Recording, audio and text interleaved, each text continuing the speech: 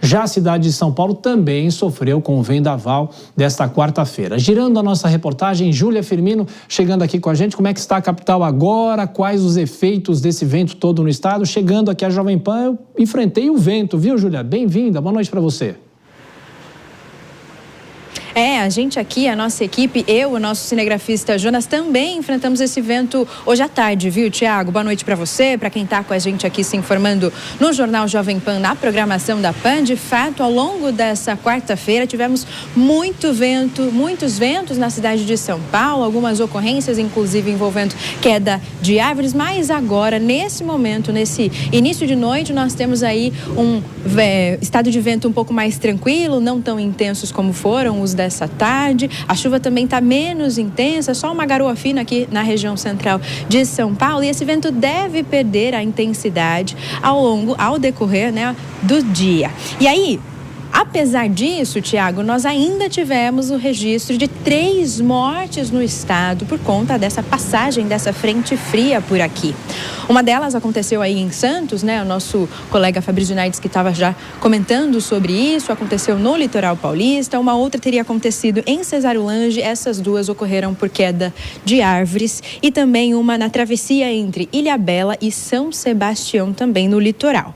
Na tarde dessa terça, o Corpo de Bombeiros aqui do estado de São Paulo também recebeu 31 chamados ao menos para queda de árvores. E os ventos ultrapassaram aí os 120 quilômetros por hora. Só para a gente ter ideia, no estado todo a gente teve aí em algumas cidades específicas as rajadas que ultrapassaram os 120 quilômetros por hora. Em Itaporanga chegou aí a 124 quilômetros por hora as rajadas de vento. Em Itaí, 117 quilômetros por hora. E também em Taquarituba, também tivemos os ventos em 111 quilômetros por hora. É muito forte, uma ventania de fato que chega a assustar. E para a gente entender também, 6 voos em Congonhas, aeroporto que fica aqui na região sul da cidade de São Paulo, 6 voos então precisaram ser realocados, alternados de fato, e a orientação foi que os passageiros entrassem em contato com as suas companhias para saber qual que foi a mudança de fato e o que poderia ser feito então com essa passagem.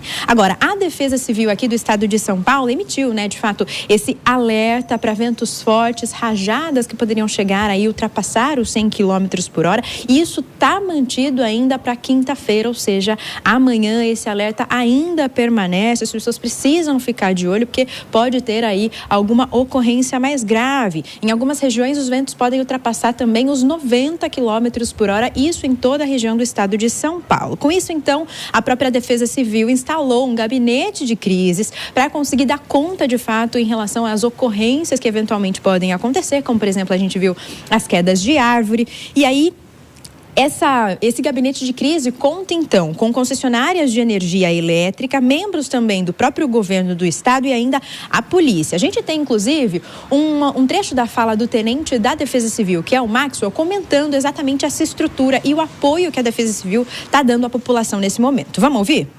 Falando em extensão de danos, comparando com Ribeirão Preto, onde nós tivemos ali um cenário mais caótico de quedas de transmissão, de energia, ainda não há um cenário como esse. Então, não é, né, caótico como foi Ribeirão Preto, mas a gente precisa ficar atento, porque quando a gente fala de capital e grande São Paulo, é tudo maior, a dimensão é toda diferente, porque imagina um vento desse atingindo aqui a região da Paulista, a região de Pinheiros, por exemplo, enfim, todo o estado, toda a cidade de um modo geral, né? Então a gente precisa redobrar o cuidado. Por isso o gabinete de crise está aqui. Estamos com concessionária de energia, polícia, bombeiro, porque se acontecer, a gente vai dar uma resposta mais rápida. Você falou, a gente está indo para Santos para monitorar de lá também o que está acontecendo e poder dar um suporte, e vai ser uma extensão do gabinete de crise lá.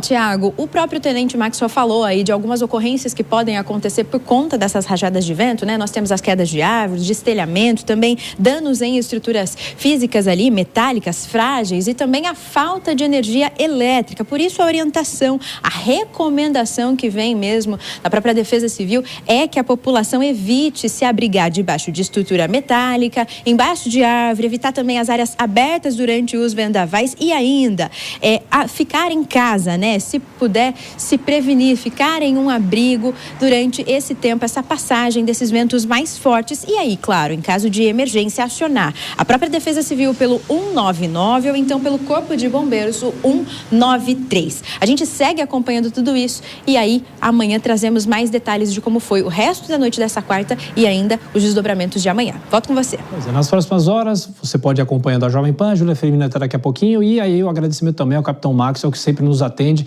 falando sobre os transtornos, e felizmente não tivemos chuva considerável aqui em São Paulo, nesse momento 16 graus.